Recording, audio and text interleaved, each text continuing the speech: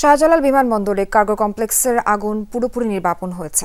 Cargo ভিলেজে প্রত্যক্ষ বা পরোক্ষ ডিটেকশন ও প্রোটেকশন সিস্টেম না থাকায় আগুন নিয়ন্ত্রণে বেগ পেতে হয়েছে বলে জানিয়েছেন ফায়ার সার্ভিসের পরিচালক লেফটেন্যান্ট কর্নেল মোহাম্মদ তাজুল ইসলাম চৌধুরী।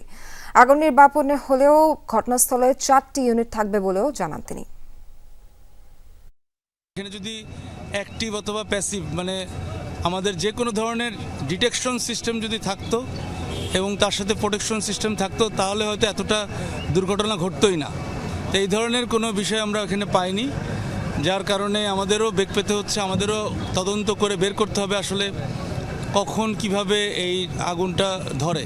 তা যাই হোক, আমাদের নির্বাপন দিলেও যেহেতু এখানে স্টিল স্ট্রাকচারের ইস্যুটা অনেক বেশি, এরা হিট অনেক অ্যাবজর্ব করেছে এবং হিট এখনও রিলিজ করছে। দর্শক, বিমানবন্দরের সবশেষ আপডেট জানবো আমাদের সহকর্মী রিয়াজ রায়হানের কাছ থেকে। রিয়াজ, সবশেষ ব্রিফিংয়ে আর কি বলা হয়েছে একটু বিস্তারিত জানাবেন আমাদের। এখন আসলে মূলত খুব বেশি মানুষজন নেই এবং ফায়ার সার্ভিস যারা ছিলেন, ফায়ার সার্ভিস এবং সিভিল ডিফেন্সের কর্মীরা আছেন কিছু ভিতরে। 4টি ইউনিট তাদের রাখা আছে, যদিও তারা আনুষ্ঠানিকভাবে তাদের যে অগ্নি নির্বাপন প্রক্রিয়া সেটি শেষ করেছেন।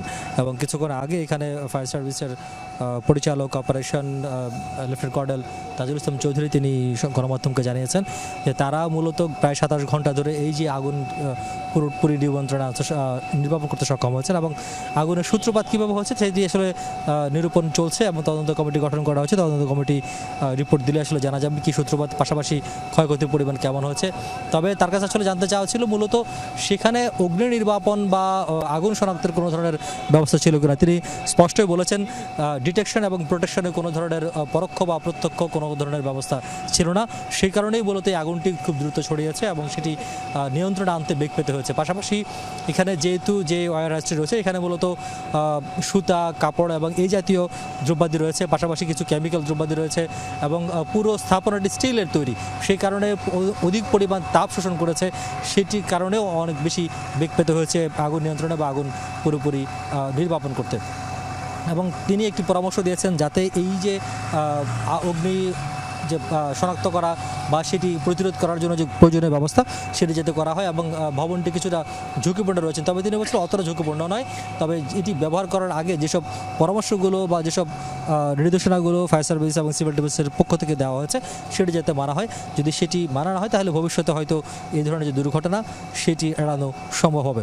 আরেকটি অভিযোগ গতকাল থেকে মূলত এখানে যারা আমদানিকারক ছিলেন, আমদানিকারক সহ আশপাশের প্রত্যক্ষদর্শী বেশ কিছু পক্ষ থেকে একটি অভিযোগ এসেছিল যে ফায়ার সার্ভিস এবং সিভিল ডিফেন্সের যখন বেশ কয়েকটি ইউনিট এখানে এসে আগুন নির্বাপনের জন্য আসে তখন তাদেরকে আসলে ভিতরে প্রবেশ করতে দেওয়া হয়নি।